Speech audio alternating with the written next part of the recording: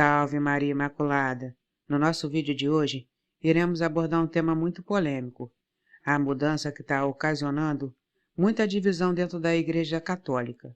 Fique até o final para você entender.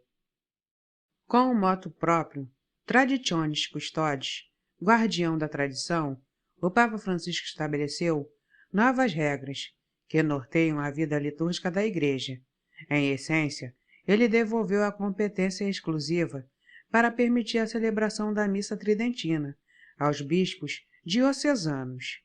14 anos depois que o Papa Bento XVI concedeu a permissão geral aos padres para oferecer a missa e outros sacramentos no rito tridentino, através deste documento que vai aparecer na sua tela, o Papa Francisco determina aos sacerdotes que peçam permissões aos bispos locais. Para fazê-lo, a nova determinação do Papa Francisco, que revoga grande parte deste documento, entrou em vigor imediatamente. Desde a promulgação do motu próprio, no dia 16 de julho de 2021, muitas questões surgiram entre o clero e os fiéis. O que se segue é uma tentativa de resumir e abordar as questões e preocupações atuais. O que mudou em relação à missa tridentina? Após o Concílio do Vaticano II, o Papa Paulo VI publicou uma nova edição no Missal Romano, com seu ritual simplificado e o uso de língua vernácula.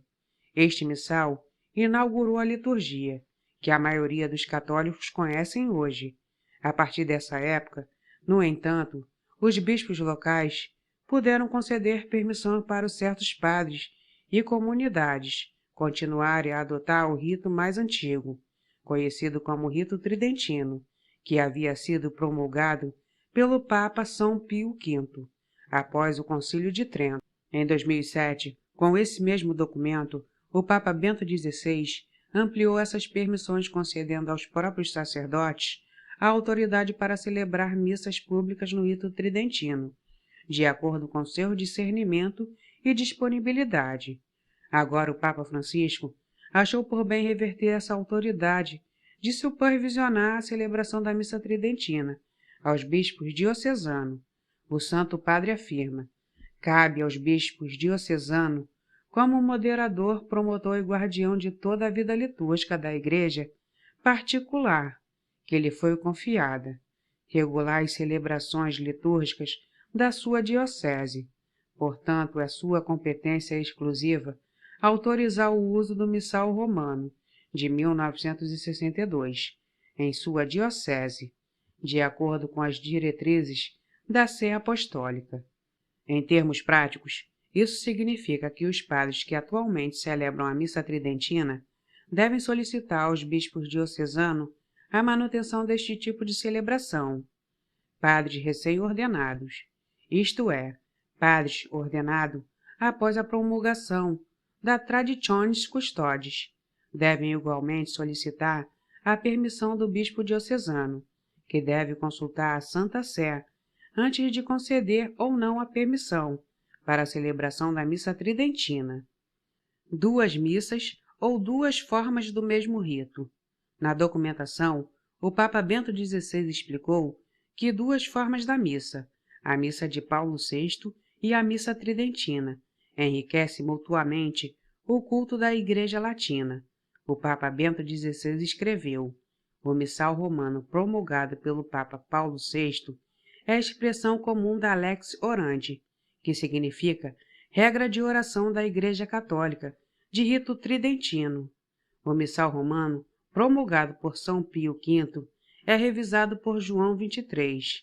Deve, no entanto, ser considerado uma expressão ordinária da mesma Lex Orandi da Igreja, e devidamente honrado por seu uso venerável e antigo. Para o Papa Bento XVI, a missa de Paulo VI continua a ser a forma ordinária, normativa típica da celebração da missa, enquanto a missa tridentina seria geralmente permitida como extraordinária, excepcional. Mudando a abordagem do Papa Bento XVI, o Papa Francisco declara na Traditionis Custodes: os livros litúrgicos promulgados por São Paulo VI e São João Paulo II em conformidade com os decretos do Concílio do Vaticano II, são a expressão única da lex orandi do rito romano. Quais são as preocupações do Papa Francisco? Por meio de conversa com muitos bispos do mundo todo, o Papa Francisco conclui que a unidade da Igreja foi ameaçada e não fortalecida nos anos subsequentes à Carta Apostólica. Em uma carta que acompanha a Traditionis Custodi, o Papa Francisco explica suas preocupações.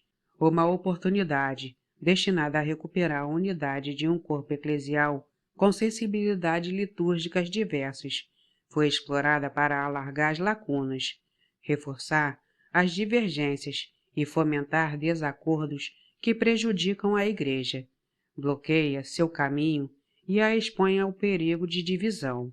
O Papa Francisco explica que a preferência pela missa tridentina não pode incluir a rejeição nem da missa de Paulo VI, nem a do Concílio do Vaticano II. Duvidar do concílio é duvidar das intenções daqueles mesmos padres que exerceram seu poder colegial, de forma solene, cum Petro et sub Petro, em um concílio ecumênico, e, em última análise, duvidar do próprio Espírito Santo, que guia a Igreja. O Papa Francisco pode fazer isso? Muitas pessoas nas redes sociais perguntaram se, ao publicar um motu próprio sobre a missa tridentina, o Papa Francisco excedeu sua autoridade.